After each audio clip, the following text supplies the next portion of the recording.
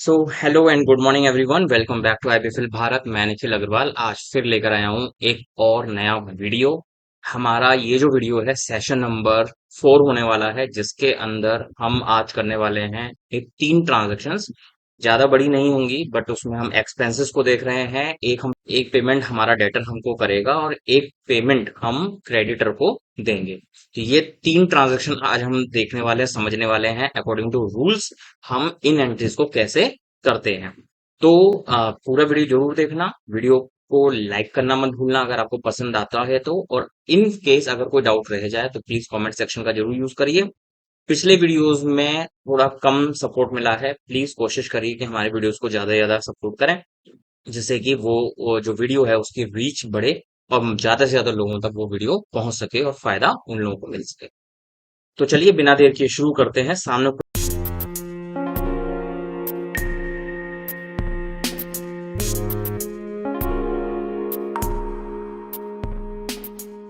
खुला हुआ है आपके वर्ड वर्ड में मैंने एक फॉर्मेट बना रखा है जो वाउचर्स होते हैं उसका।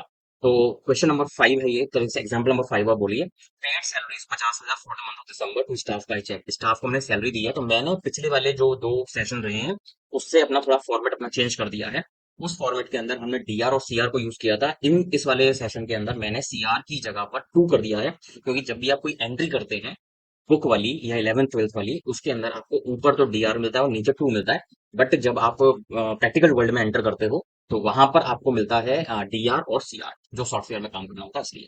ठीक है, तो चलिए शुरू करते हैं। पहली एंट्री हमने पढ़ी ली है और इसमें देखते हैं कि हमारा खर्चा क्या है। तो सैलरी हम पे करते हैं। सैलरी जो है ऑनगोइंग एक्सपेंस है, यानी कि हर महीने हमको करना पड़ता है। तो हमने एक रूल पढ़ा था जो कि था नॉमिनल वाला, जिसमें ऑल एक्सपेंसेस को हम डेबिट कर रहे थे। तो हमें एक्सपेंस नहीं लिखना, बट एक्सपेंस किस वजह से हो रहा है वो लिखना है, यानी कि सैलरी।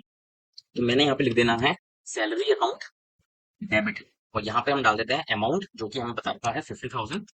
ठीक है, और फिर आता है हमारा टू फील्ड। टू का मतलब ये नहीं है कि हम किसको सैलरी दे रहे हैं, but the mode of payment, हम किस मोड से पेमेंट दे रहे हैं। जैसा कि हमें बताया हुआ टू स्टाफ बाय चेक। तो बाय चेक और चेक का कनेक्शन सीधा सीधा बैंक से होता है, इसलिए हम यहाँ पर बैंक लिख देते हैं। बट अगर आपने यहाँ पर चेक नहीं लिखा हुआ होता तो आप क्या फॉलो करते हैं वो मैं आपको बताता हूँ। अगर कुछ भी लिखा हुआ नहीं है, मोड ऑफ पेमेंट नहीं लिखा हुआ है, नेट बैंकिंग, चेक, यूपीआई वगैरह कुछ नहीं लिखा हुआ है, उस केस में हम यहाँ पर कैश को एज्यूम करते हैं और हम यहाँ पर टू बैंक की जगह पर टू कैश लिख देते हैं। और फिलहाल के लिए हम यहाँ पर अपनी एंट्री को क्लोज करते हैं विद अमाउंट क्रेडिट अमाउंट 50,000। इसके लिए आप जो नरेशन डालते हैं वो हो सकती है for salaries paid for the month of, हमेशा प्रिसाइज लेंगे, मंथ पूरा ना लेकर आप छोटा लिखेंगे, फॉर द मंथ ऑफ दिसंबर और ईयर डाल देंगे 2025। समझ में आया? तो यहाँ पर आपकी पहली एंट्री डन हो जाती है आज की। ओके, नेक्स्ट ट्रांजेक्शन में चलते हैं जो कि हमारे क्वेश्चन नंबर 6। यहाँ पर रिसीव्ड 10,000 फ्रॉम अमित, जो कि हमारा डेटर था। तो डेटर के केस में क्या होता है, हमने पास्ट की कोई डेट में हमने इनको सामान बेचा होगा। ठीक है, तो अमित अब हमें पैसे देने के लिए आया है। तो हमारी बात आती है कि हमें पैसे देने के लिए तो आया है, बट क्योंकि हमारे यहाँ पे कोई ट्रांजेक्शन में बताया हुआ नहीं है कि चेक है या कैश है, इसलिए मैं कैश एज्यूम करता हूँ। तो हमारे रूल के हिसाब से जो दूसरा रूल था हमारा रियल वाला, जिसमें व्हाट कम्स इन होता है, तो यहाँ पर अमित हमको 10,000 रुपीज दे रहा है। तो व्हाट कम्स इन हम कैश एज्यूम कर लेंगे यहाँ पर, जो कि है यहाँ पे 10,000 रुपए। ठीक है, और जो टू में आएगा, यानी क्रेडिट वाली जो साइड है हमारी, उसमें हम डाल देते हैं। अब जैसे हम कहते हैं ना कि मुझे 10,000 रुपये प्राप्त हुए, प्राप्त यानी कि रिसीव हुआ, सामने वाला पूछता है कि किससे रिसीव हुआ, तब हम नाम बोलते हैं कि अमित से रिसीव हुआ। तो अमित कौन है, देने वाला। देने वाला को इंग्लिश में क्या बोलते हैं, गिवर। और हमारा रूल क्या है, रियल पर्सनल वाला एक रूल है, debit the receiver credit the giver. तो हम क्रेडिट में अमित का नाम डाल देते हैं क्योंकि वो गिवर है। यहाँ पे अमाउंट हम डाल देते हैं 10,000 रुपए। तो इस तरह से एंट्री होती है। हमारे दो रूल्स, यानी कि हमारा अमित पर्सनल अकाउंट हो गया और कैश हमारा रियल अकाउंट हो गया। तो हमने इन दोनों रूल्स में से एक डेबिट का ले लिया पार्ट, एक क्रेडिट का पार्ट ले लिया, और दोनों को कंबाइन करके हमने एक पर्टिकुलर एंट्री बना दी।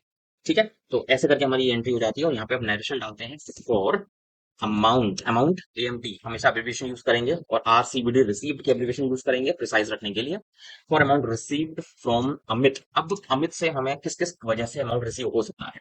अब क्योंकि यहाँ पे क्लियर लिखा हुआ डेटा है, यानी कि हमने पहले कभी इसको सामान बेचा होगा, तो हमने यहाँ पर डेटा लिख रखा है। ठीक है, अदरवाइज क्या क्या हो सकता है, अमित कहता है कि आज एडवांस रख लो, लेकिन मैं आपसे सामान अगले महीने उठाऊंगा, यानी कि वो हमें जो अभी 10,000 रुपये दे रहा है ये एडवांस माना जाएगा।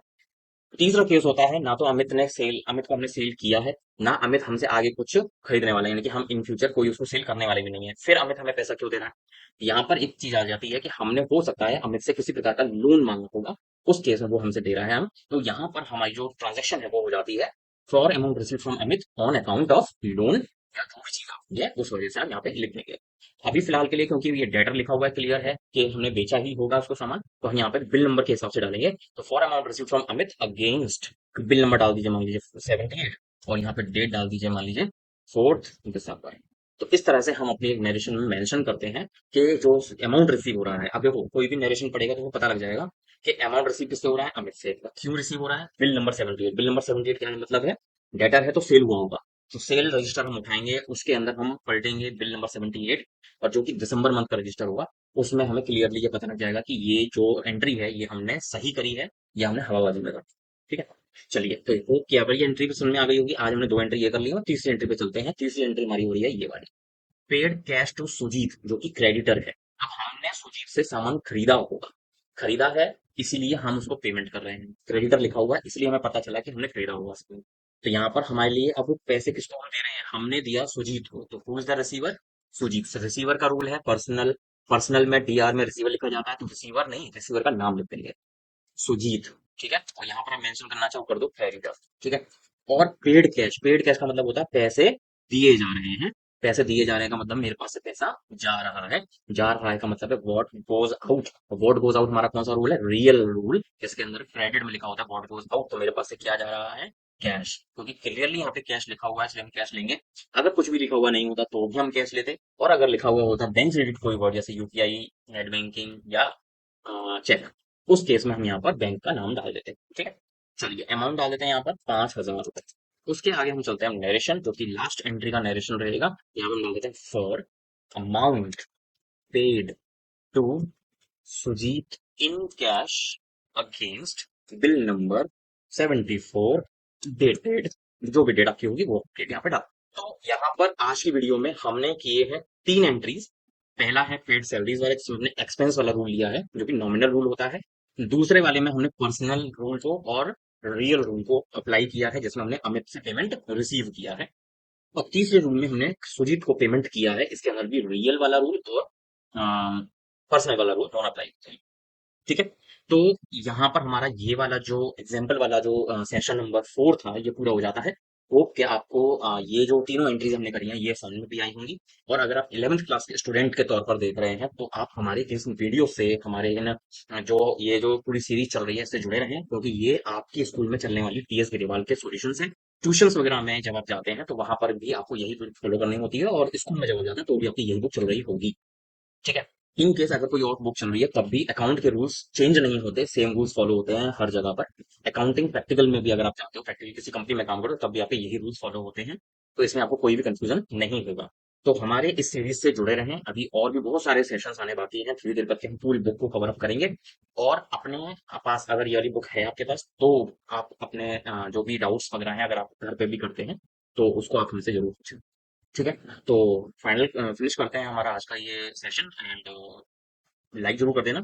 और अगर आप नए हो चैनल को और अभी तक सब्सक्राइब नहीं किया है तो प्लीज चैनल को सब्सक्राइब जरूर कर लीजिए, सो दैट और लोगों तक भी हमारा वीडियो पहुंचे और उनको घर बैठे बिना कहीं जाए हमारी वीडियो से अकाउंट्स का फायदा हो सके। चलिए तो गुड बाय करते हैं, फिर मिलते हैं आपसे अगले सेशन में, तब तक के thanks for watching, good bye and see you soon.